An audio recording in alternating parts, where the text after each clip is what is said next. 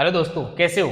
NTA वाले गधों के लिए एक लाइन बोलना चाहूंगा कि एक गलत पासवर्ड से छोटा सा मोबाइल नहीं खुलता, तो आपके गलत कर्मों से स्वर्ग का दरवाजा कैसे खुलेगा। आज अपन बहुत इंपॉर्टेंट डिस्कशन, बहुत शॉकिंग न्यूज और बहुत ही बेहुद्दी न्यूज, जिसके बारे में अगर आप सुनेंगे तो आपको बहुत अजीब लगेगा कि आपके भविष्य के साथ में, आपके फ्यूचर के साथ में एक टेस्टिंग एजेंसी है, वो आपके फ्यूचर के साथ में खेल रही है, आपके बच्चों के साथ में खेल रही है और आप कुछ नहीं बोल पा रहे हैं। और जो जो इस बात पे चुप बैठे हैं उनको थोड़ी सी शर्म आनी चाहिए। मैंने आपको यहाँ पे इस टेस्टिंग एजेंसी को 5 स्टार मार्क दिया है कि इन्होंने अपने गधेपन का जो हाईएस्ट लेवल था वो पार कर चुके हैं, इसलिए मैंने इसको 5 स्टार दिया है। इसको 7 स्टार भी देने का इच्छुक हूं, लेकिन मैंने अभी 5 स्टार ही इसको मार्क्स दिया है। एनटीए की फुल फॉर्म आज मैंने चेंज कर दी है। फुल फॉर्म देखो, नॉनसेंस टेस्टिंग एजेंसी। सच में इन्होंने इतना नॉनसेंस काम किया है इस साल, और आने वाले टाइम में भी ये अगर ऐसा ही इनके लिए कुछ अपन ने नहीं किया तो ऐसा ही करते आएंगे। और पिछले सालों में भी इन्होंने ऐसा ही किया, लेकिन तब ये इतना बड़ा स्कैम नहीं कर रहे थे। अब की बार तो इन्होंने हदें पार कर दी है। दूसरा इसका फुल फॉर्म हो सकता है नाकारा टेस्टिंग एजेंसी, और तीसरा इसका फुल फॉर्म हो सकता है नालायक टेस्टिंग एजेंसी। एनटीए की फुल फॉर्म बोल रहा हूं मैं, और ये सही फुल फॉर्म है। इसका full form national testing agency नहीं है, क्योंकि इन्होंने गधों की भीड़ इकट्ठी कर ली है जिनको ये नहीं पता कि नीट का रियल मीनिंग क्या होता है, एमबीबीएस का रियल मीनिंग क्या होता है, डॉक्टर का रियल मीनिंग क्या होता है, ये इन लोगों को नहीं पता है। इसलिए इनकी फुल फॉर्म निकल के ये आती है। अब मैं आपको थोड़ी थोड़ी बातें बताऊंगा, फिर लास्ट में अपन बातें करेंगे कि अपन ऐसा क्यों बोल रहे हैं इनके बारे में। देखो, इन एनटीए वालों ने इतना बड़ा स्कीम किया, इतना बड़ा स्कीम किया है कि नीट एग्जाम को इन्होंने कचरा बना दिया। इन्होंने, एनटीए ने, और क्या किया इन्होंने, देखो इनके सारे काम गिनवा देता हूं आप। अब आप यहां से ध्यान से देखना, ये जो नंबर लिख रहा है ना, हरियाणा, कर्नाटका, यूपी, राजस्थान, ये मैंने कुछ डेटा कलेक्ट किया है।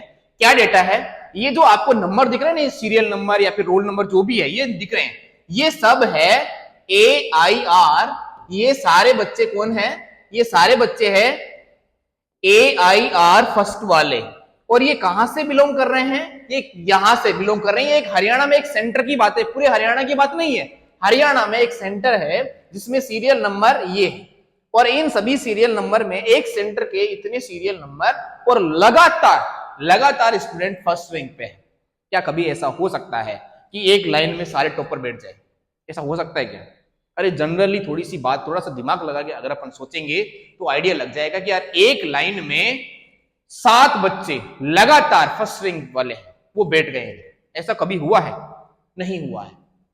बाई चांस भी नहीं हो सकता ऐसा। तो मैंने अपने टीचिंग कैरियर में 5-6 साल में ये देखा है कि ऐसा तो नहीं हो सकता है।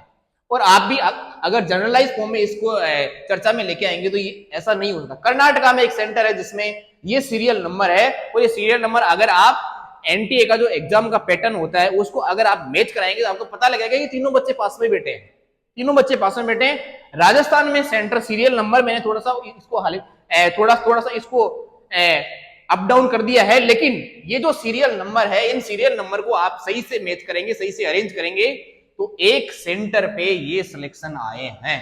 एक सेंटर पे ये सारे के सारे AIR फर्स्ट आए हैं, ऑल इंडिया रैंक फर्स्ट ये आए हैं। यूपी में एक सेंटर पे 2 सीरियल नंबर ऐसे हैं जो पास पास में हैं, और दोनों टॉपर पास पास में बैठे। देखो कितना अच्छा कोई इंसिडेंस बनाया इन्होंने एनटीए वालों की। देखो, पुराने लोग बोलते हैं और आज भी बोलते हैं लोग कि जो एक क्रिमिनल होता है ना, क्रिमिनल जो नालायक इंसान होता है, जो कहीं पे क्राइम कर देता है या फिर कोई गलत काम को अंजाम दे देता है, तो वो एक सबूत जरूर छोड़ के जाता है। इन गधों को ये बात पता नहीं है कि ये आगे चल के ये बात एक्सपोज होने वाली है। इन्होंने सही से दिमाग नहीं लगाया, क्योंकि दिमाग नाम की तो चीज इनमें है ही नहीं।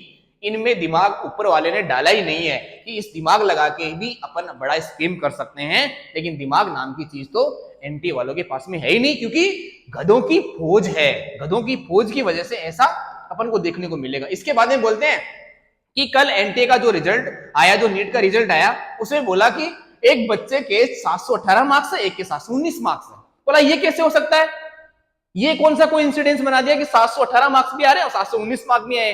किसी भी तरीके से यार ये नंबर तो नहीं आ सकते हैं। इतना गधापन करने की भी जरूरत नहीं थी कि 718 नंबर दे दिए बच्चे को, 719 नंबर भी देती है। तो सफाई देखो क्या दे रहे हैं। कल लास्ट में लेट नाइट में एनटीए ने एक प्रेस मतलब नोट रिलीज किया और उसमें क्या क्या बताया कि जिस बच्चे ने पेपर पहले सोल्व कर लिया था, अच्छा तुम देखने आए थे कि इस बच्चे ने पेपर पहले सोल्व कर लिया है, और जिस बच्चे ने एग्जाम का फॉर्म फिल पहले किया है, और जिस बच्चे ने मतलब जो आंसर की में जो आंसर था उसको क्लेम किया है, उस बच्चे को हमने ग्रेस मार्क दिया।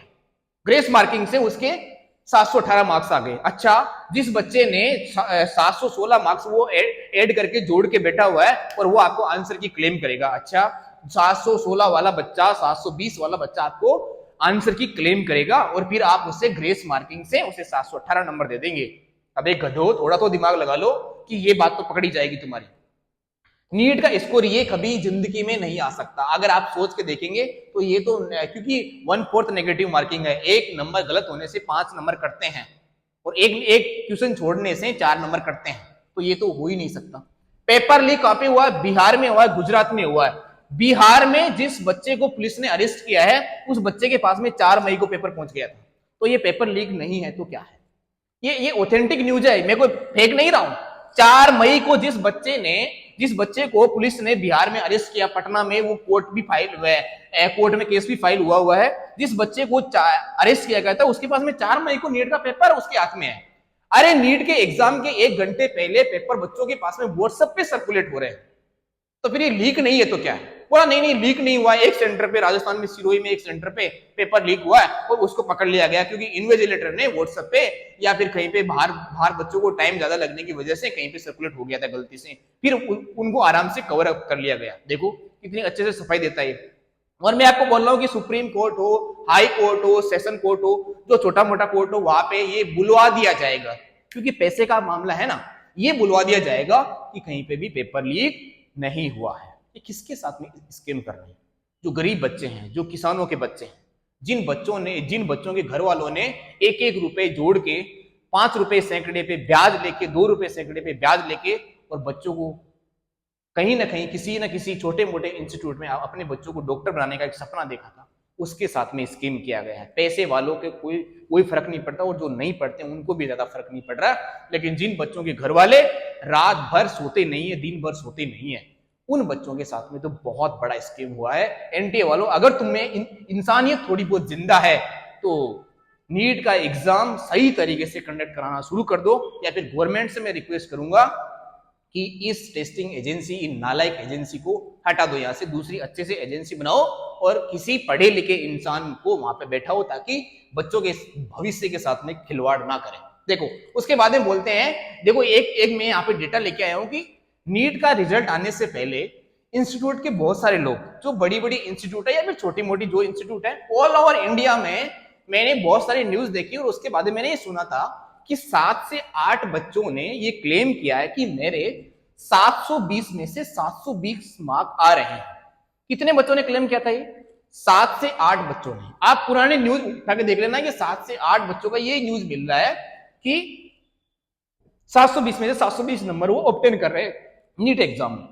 लेकिन अचानक ऐसा क्या जादू की छड़ी चला दी एनटीए ने? क्या बच्चों ने जादू की छड़ी चला दी कि वो बता नहीं रहे हैं? और 67 बच्चों के, हालांकि रात को तो ये भी डाटा आया था कि 70 बच्चों के, 75 बच्चों के 700 में से 720 में से 720 मार्क्स आ रहे हैं और सबके AIR फर्स्ट आ रही है। देखो इस हद तक नीट के पेपर के लेवल को गिरा दिया गया है एनटीए ने कि हर कोई 720 लेके आ रहा है और एक सेंटर पे सीरियल में 720 लेके आ रहा है। मतलब पेपर का लेवल कुछ भी नहीं है, मतलब आप जो सोच रहे हैं वही उससे भी गिरा हुआ लेवल है। एक एवरेज बच्चा भी 720 लेके आ रहा है। कौन सा लेवल है? तुम्हें पेपर बनाना आता है कि नहीं आता? तुमने कभी नीट का एग्जाम दिया कि नहीं दिया? तुम्हें पता है कि नहीं पता कि एनटीए है क्या, कि नीट है क्या, MBBS है क्या, बाकी कोर्सेज है क्या? तुम्हें पूरी सभी कोर्सेज की फुल फॉर्म पता है क्या? जो एनटीए में काम करते हैं, जो पेपर डिजाइन करते हैं, जो पेपर बनाते हैं। अबे गधो, तुमको ये आइडिया नहीं है कि पेपर का लेवल क्या है। पेपर का लेवल चलो पिछले 3-4 साल से ठीक ठाक लो लेवल आ रहा है, लेकिन इतना लो लेवल आ गया इस बार की 67 बच्चे 720 में 720 मार्क्स लेके आ रहे हैं। थोड़ी बहुत तो शर्म करो। अब देखो सबसे मेन पॉइंट ये देखो, एनटीए की अपनी गलती छुपाने के लिए देखो क्या स्कीम किया है इसने। एनटीए ने बहुत दिनों पहले ये बोल दिया था कि नीट का रिजल्ट आएगा 14 जून को। 14 जून को उन्होंने एक्सपेक्टेड डेट दे रखी है कि 14 जून से पहले तो नीट का रिजल्ट नहीं आ सकता।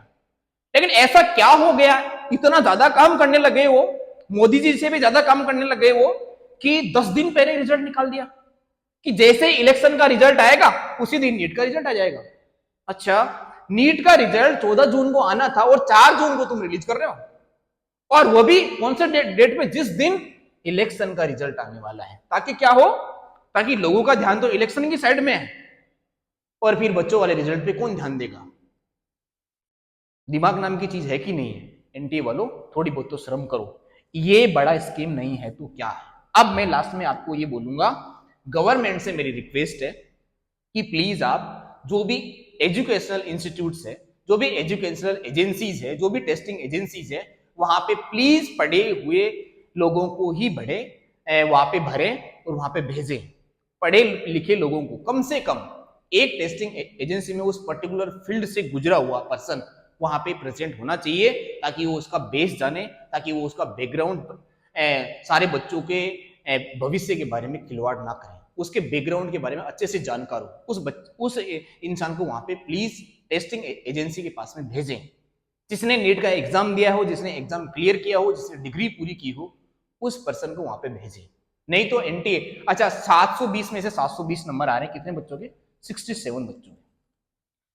इस बार पहली बार ऐसा होगा कि जिस बच्चे ने जिंदगी में पूरी जान लगा के 720 में 720 मार्क्स लिए हैं, लेकिन उस बच्चे को इंडिया का सबसे टॉप, इंडिया का नहीं वर्ल्ड का top most medical institute AIIMS Delhi उसको नहीं मिलेगा। ये पहली बार होगा। अब मेरे को ये बताओ, 720 नंबर लेके आ रहा है बच्चा, अब वो जान निकाल के रखे क्या, कि जान निकाल दे कि 720 में 720 नंबर आए, जान निकाल के रख देंगे वो कि 720। अब 720 से ज्यादा नंबर कैसे आएंगे वो? और अब कितने बच्चों को आप एम्स दिल्ली में एडमिशन दोगे? मतलब आप ये भी करने वाले हो कुछ दिन बाद में कि 100 बच्चों के, 500 बच्चों के 720 में 720 आए, और आप एम्स दिल्ली के सामने 5 किलोमीटर की रनिंग होगी, और 5 किलोमीटर की रनिंग में जो फर्स्ट आएगा वो एम्स दिल्ली में पहुंच जाएगा, और बाकी लोग दूसरे मेडिकल कॉलेज में पहुंच जाओगे। ये कौन सा लेवल है तुम्हारा? ये कंपटीशन का लेवल है। कंपटीशन का लेवल का मतलब होता है कि फर्स्ट रैंक तो दूर दूर की बात, फर्स्ट रैंक तो आती है, लेकिन किसी भी बच्चे के 720 में 720 मार्क्स नहीं आने चाहिए। 2016, 2013, 14, 15 में एग्जाम नहीं होता था क्या? पहले नीट का एग्जाम नहीं होता था क्या? तब पेपर डिजाइन कौन करता था? तब भी तो एनसीईआरटी बेस्ड ही होता था पेपर, तब भी तो लाइन टू लाइन ही पेपर बनता था। अब क्या हो गया? अब इतने इंटेलिजेंट बच्चे पैदा हो गए क्या कि 720 में 720 फोड़ने लग गए? थोड़ी बहुत तो समझ रखो यार, थोड़ी बहुत तो तुम्हें शर्म होनी चाहिए, थोड़ी बहुत तो इंसानियत रखो कि पैसों के लिए तुम गोबर खाने को भी तैयार हो गए हो। तुम्हारे दिमाग में गोबर भर चुका है, और तुम्हारे डाइजेस्टिव सिस्टम में भी गोबर ही भर चुका है, क्योंकि तुम्हारी पूरी बॉडी में गोबर भर गया है। तुम्हें ये आइडिया नहीं है कि किस बच्चे के साथ में मैं खिलवाड़ कर रहा हूं, मैं क्या कर रहा हूं, मैं कैसे पेपर को डिजाइन कर रहा हूं, और किस बच्चे के साथ में मैं नाइंसाफी कर रहा हूं। थोड़ी बहुत तो शर्म आनी चाहिए। तो गवर्नमेंट से मेरी हाथ जोड़ के रिक्वेस्ट है कि टेस्टिंग एजेंसी जब भी डिजाइन करे तो वहां पे पढ़े लिखे लोग ही जाए। अब नई गवर्नमेंट बनी तो नई गवर्नमेंट को नए तरीके से सोचना पड़ेगा, पर मेरा ये मानना है कि आने वाले टाइम में ये होना चाहिए, आने वाले टाइम में ये होना चाहिए, क्या होना चाहिए? आने वाले टाइम में ये होना चाहिए कि नीट का जो एग्जाम है अभी जो 2024 में हुआ है, वो एग्जाम रिकंडक्ट होना चाहिए। क्यों होना चाहिए रिकंडक्ट? क्योंकि बच्चों के साथ में नाइंसाफी हुई है। जो बच्चे गरीब फैमिली से आते हैं, जो एग्रीकल्चर जिनके माँ बाप करते हैं, उन बच्चों के साथ में प्रॉपर तरीके से नाइंसाफी हुई। सारे बच्चों को मैं क्लेम नहीं कर रहा हूं, कई बच्चों के साथ में कई बच्चों ने पूरी साल बहुत मेहनत की और 720 में 720, 650 नंबर, 660 नंबर लेके आए हैं। 650 नंबर पे केरला, राजस्थान, हरियाणा, यूपी, इनमें मेडिकल कॉलेज नहीं मिल रहा है। 650 नंबर, अरे 650 नंबर लाना मजाक की बात है। 650 नंबर का मतलब आज के 4-5 साल पहले इससे बढ़िया स्कोर नहीं होता था। 650 नंबर लाना हंसी खेल नहीं है, और इस बच्चे को आज एमबीबीएस नहीं मिलेगा। ये शर्म की बात है एनटी के लिए। इस बच्चे को आज एमबीबीएस नहीं मिलेगा, 650 नंबर वाले बच्चे को, जो राजस्थान, हरियाणा, यूपी और केरला से बिलोंग करता है, बिहार से बिलोंग करता है, उस बच्चे को एमबीबीएस नहीं मिलेगा। ये सोचने वाली बात है। इस पे गहन चर्चा करने वाली बात है। ये गवर्नमेंट को सोचने वाली बात है कि आपकी टेस्टिंग एजेंसी ने इतना गोबर कर दिया है, इतना गोबर कर दिया, जानवरों की तरह इतना गोबर किया है कि 650 वाले बच्चे को नीट में एमबीबीएस का मेडिकल कॉलेज नहीं मिल रहा। तो अब कितने नंबर लेके आएगा वो? जान निकाल के रखेगा कि मर जाएगा पंखे के लटक के? बोला एंटी ये बोल रहा है कि बच्चे हैं सुसाइड बहुत कर रहे हैं। अच्छा, पिछले 4 साल में सुसाइड रुक ही गए ना कोटा में, जहां पे भी पहले सुसाइड होते थे, सुसाइड रुक गए। पहले जितने सुसाइड नहीं हो रहे, पहले से ज्यादा बढ़ गए सुसाइड। पढ़ने से कोई भी नहीं मरता है। आज तक मैंने ऐसा नहीं देखा पूरी हिस्ट्री में कि पढ़ पढ़ के एक बच्चा मर गया हो।